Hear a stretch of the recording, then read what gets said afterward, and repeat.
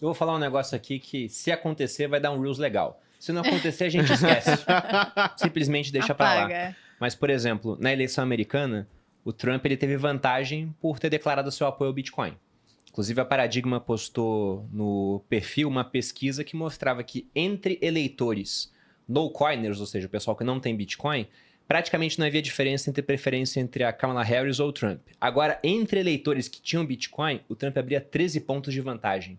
Era 55 contra 42. Sempre tem um pessoal que não opina, né? Vai votar em branco, etc. Mas era uma vantagem muito ampla num país com um sistema de votação de colégio eleitoral, voto indireto, onde o voto não é obrigatório.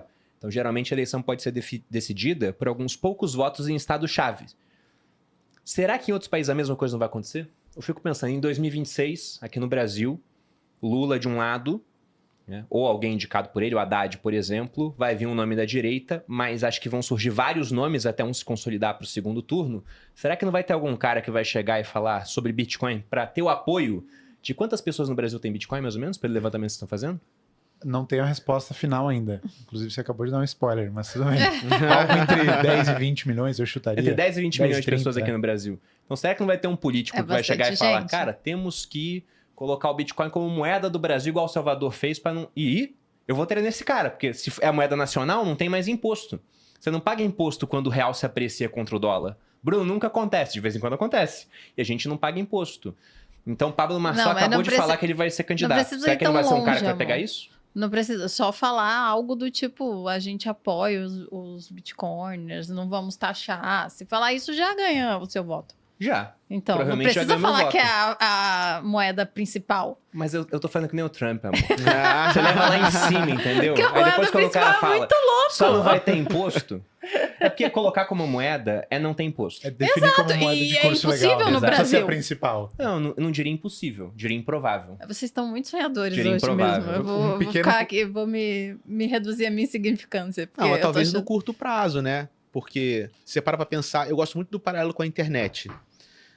Antes da internet chegar no Brasil, onde é que a gente assistia conteúdo? Na televisão e no rádio, certo? Sim. Uhum. O que a gente tem em época de eleição? Horário eleitoral.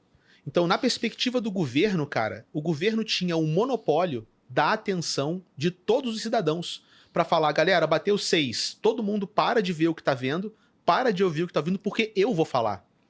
Quem hoje assiste isso, velho? É. Porque você acha que o governo vai chegar pra Netflix e vai falar, Netflix, bateu 6 da tarde, se o IP for do Brasil, tira o teu catálogo e põe minha propaganda? O governo não vai forçar a sua mão sobre a Netflix, sobre o YouTube, sobre o Instagram, sobre nenhuma dessas É o mídias. que a gente espera. Não dê ideias, Castro.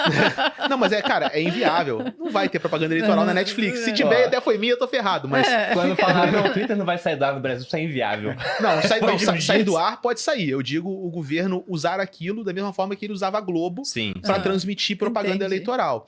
Isso mostra o quê? Eu tô falando, vocês estão sonhadores hoje. Não, mas é que eu sou filósofo também, né, cara? Aí quebra.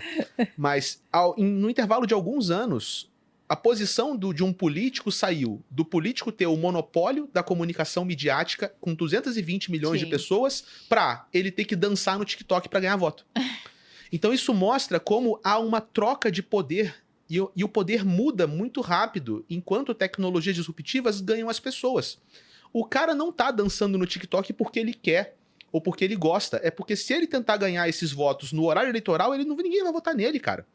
Então, quando uma coisa como o Bitcoin vai chegando, é por aí. Vai chegar uma hora que você não tá afim de Bitcoin, você não vai ajudar o Bitcoin, então você não vai ganhar voto. Acabou. Por quê? Porque as pessoas querem.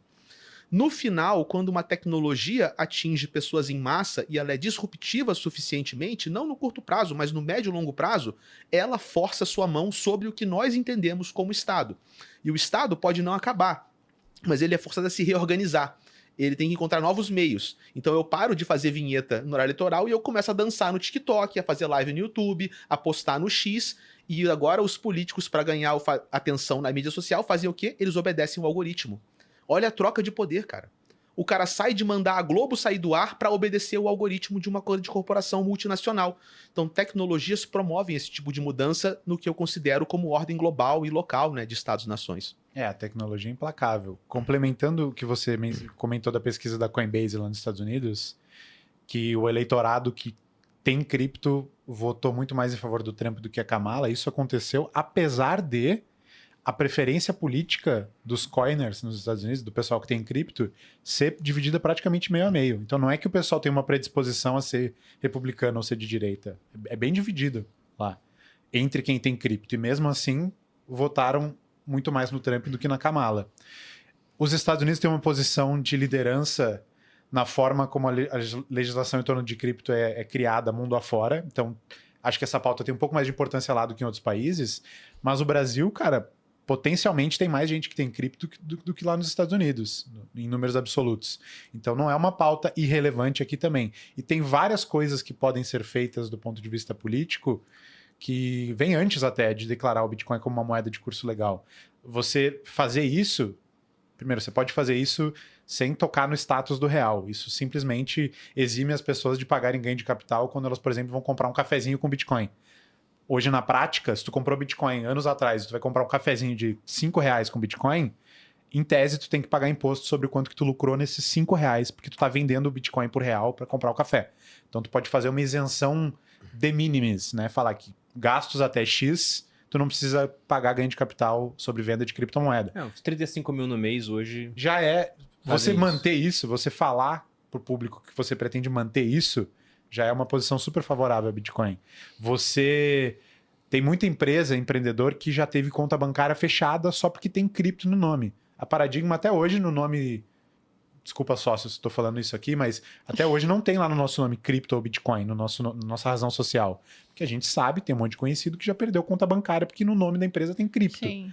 Então você demonstrar, você desestigmatizar a categoria, demonstrar que você sabe com o que você está tratando, demonstrar que você pretende preservar esse tipo de isenção, você sinalizar algum tipo de incentivo para que mineradores explorem fontes de energia renovável aqui no Brasil, instalem plantas de mineração em lugares onde isso pode beneficiar comunidades ao redor. Cara, tem várias coisas que dá para tu fazer que demonstram teu conhecimento em relação ao Bitcoin, que não vão criar desavença com nenhum outro eleitorado e que vão te fazer conquistar a simpatia de quem tem cripto, que é um contingente enorme de pessoas aqui no Brasil.